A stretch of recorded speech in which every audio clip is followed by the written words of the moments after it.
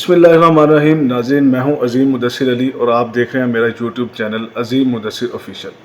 ناظرین، آج جس انسانیت سوز واقعے کے اوپر ہم بات کرنے جا رہے ہیں وہ ہے ٹوبہ ٹیک سنگھ کے ایک نواحی گاؤں کے اندر 22 سالہ ماریا کو کیسے بے دردی سے قتل کیا گیا.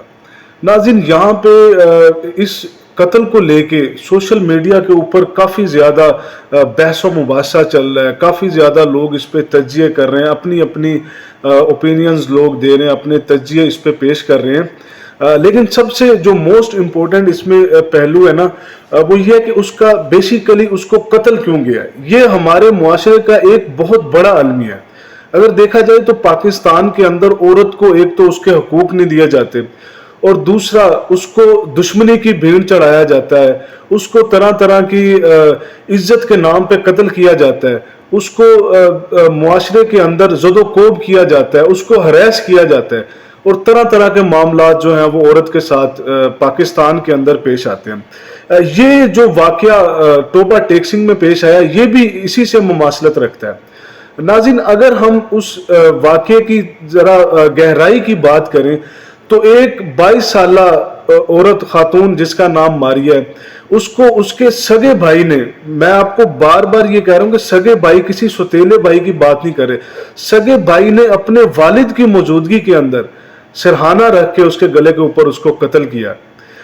سب سے زیادہ، اور یہ کوئی آج کا واقعہ نہیں ہے، اس واقعے کو گزرے آج کوئی 10 سے 12 دن اس کو جو ہے وہ ہو چکے ہیں. لیکن اس موقع کے اوپر نہ کوئی مقدمہ درج ہوتا ہے، نہ ہی کوئی FIR درج ہوتی ہے، اور نہ ہی کوئی اس کے خلاف سراپا احتجاج ہوتا ہے کہ یہ قتل کیوں ہوا.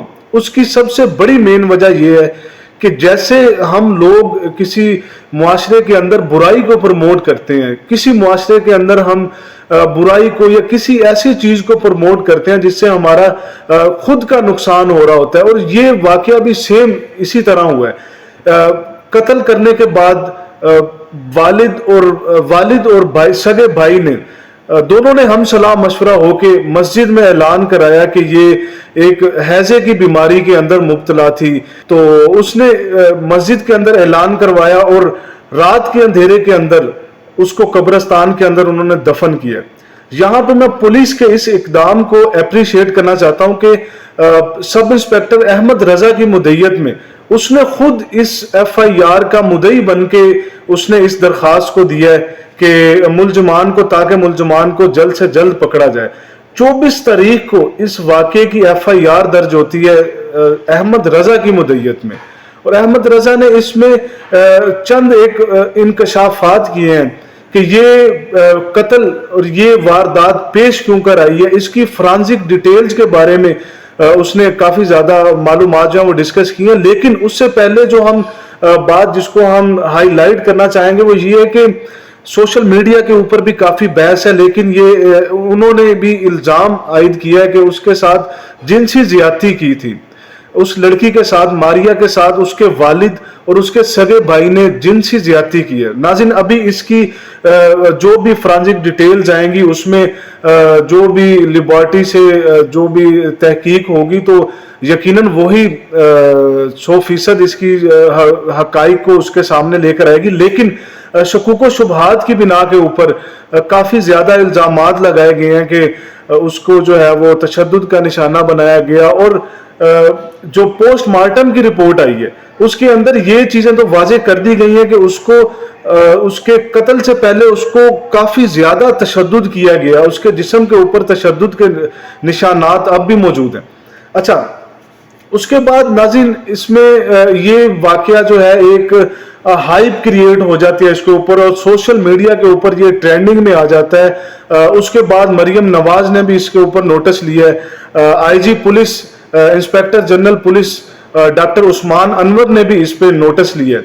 ناظرین، اب مین بات یہ ہے کہ 2 ملزمان پولیس کی گرفت میں آ چکے ہیں، اور جو ویڈیو سوشل میڈیا پہ وائرل ہوئی ہے اس کا دورانیہ کوئی 2.5 سے 3 منٹ ہے. اس میں دیکھا جا سکتا ہے کہ والد جس نے اپنی اولاد کو جنم دیا ہے، اور یہ ایک ایسا انسانیت سوز واقعہ ہے کہ اس کے اوپر کچھ لوگ تو بالکل ہی خاموشی اختیار کیے ہوئے ہیں. ہمارے پاس الفاظ ہی نہیں ہے کہ اس کے اوپر ہم کس طرح بات کریں، کیونکہ ایک میرے نزدیک انسان کے اس کا قرآن پاک میں بھی واضح ہمیں دلائل مل جاتے ہیں. ہمارے قرآن پاک سے بھی ہم اس سے سبق حاصل کرتے ہیں. قرآن پاک بھی کہتا ہے کہ اولاد انسان کے لیے فتنہ ہے.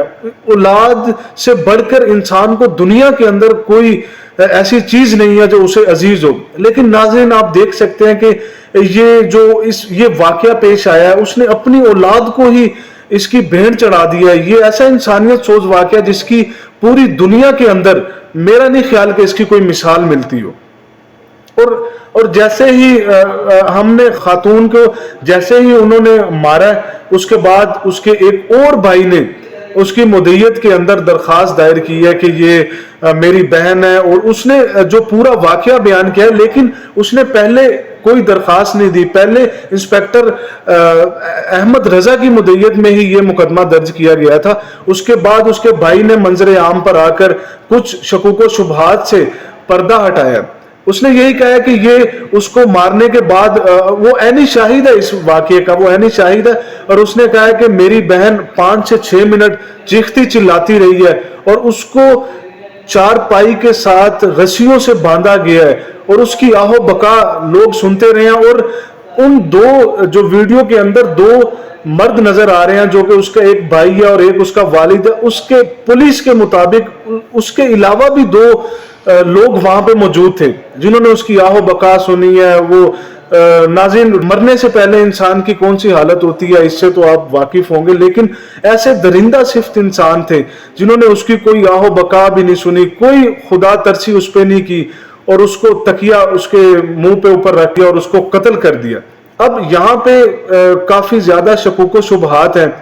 ایک تو پولیس نے اپنی مدعیت میں مقدمہ اس کا درج کیا ہے, محلے داروں نے یا جتنے لوگ اس کے جنازے میں شریک ہوئے. ناظرین, کوئی بھی کسی کو جب دفناتا ہے اس کے اندر کچھ محلے دار ہوتے ہیں جو اس کے جنازہ پڑھایا جاتا ہے, اور جو بھی رسومات ہوتی ہیں اس کے بعد اس کو قبر میں اتارا جاتا ہے. تو یہ کوئی ایسا تو واقعہ ہے نہیں. لازمی بات ہے کہ اس میں اس کے محلے دار, اس میں اس کے عزیز و اقارب, رشتہ دار, کچھ نہ کچھ لوگ جو تھے انہوں نے شرکت کی تھی. اب مین جو اس کا سوالیہ نشان یہ کہ کیا وہ بھی اس واقعے کے اندر ملوث ہیں؟ یہ تو جب تحقیقات ہوں گی تو انشاءاللہ تب پتہ چلے گا. انہوں نے مل کے ہم صلاح مشورہ ہو کے ان کو قتل کیا. تو میں سمجھتا ہوں کہ اس کے اندر جتنے لوگ تھے, کیمرہ بنانے والے سے لے کے اس کا جنازہ پڑھانے تک, ان لوگوں کو سب کو پتا تھا اور سب لوگ اس میں ملوث تھے. تو کیا ہمارے پاکستان کے اندر جو کہ اسلامی جمہوریہ پاکستان ہے, جس کو اسلام کے نام پہ بنایا گیا, اور اس کے اندر کیا اس طرح کے واقعات آئے روز ہوتے رہیں گے؟ تو ناظرین, اس کو ہم اپنے عملی طور کے اوپر اس پہ کوئی نہ کوئی ایسے اقدامات کریں. پولیس تو اپنا کام کر ہی رہی ہے, حکومت اپنا کام کر رہی ہے, جتنے ہمارے ادارے ہیں وہ سارے جرائم کی روک تھام کے لیے اپنا کام کر رہے ہیں, لیکن انڈیویجولی ہم اس پہ کیا کر رہے ہیں؟ تو ہمیں اس پہ ایکشن لینے کی ضرورت ہے. ہم اپنے آپ سے اس کا آغاز کریں, اور کوئی بھی معاشرے کے اندر کوئی برائی ہوتی ہے تو سب سے پہلے اس کو اپنے ہاتھ سے روکنے کی کوشش کریں, جو کہ ہمارے اسلامک پوائنٹ آف ویو سے بھی ایک احسن اقدام ہے. اور اگر ہم اس کو اپنے ہاتھ سے نہیں روک سکتے تو اس کو اپنی زبان سے روکنے کی کوشش کریں, اور اگر ہم میں اتنی بھی جرت نہیں ہے تو ہم اس کو دل سے ضرور برا جانیں. تو جتنے لوگ اس میں اس کے گواہ بنے ہیں, اور جتنے جنازہ گاہ میں گئے ہیں اور ان کو دفنایا ہے, اور کسی کو اس کی اطلاع تک نہیں دی, پولیس کو اس کی اطلاع تک نہیں دی. ناظرین, قتل کبھی بھی چھپا نہیں رہتا. ایک بات یہاں پہ کلیئر ہونا چاہیے کہ خون جو ہے, قتل ہے, یہ آج تک کبھی چھپا رہ ہی نہیں سکتا.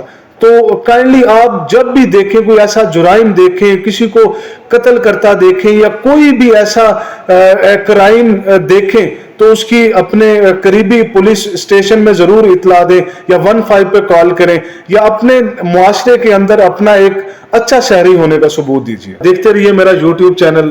اللہ حافظ.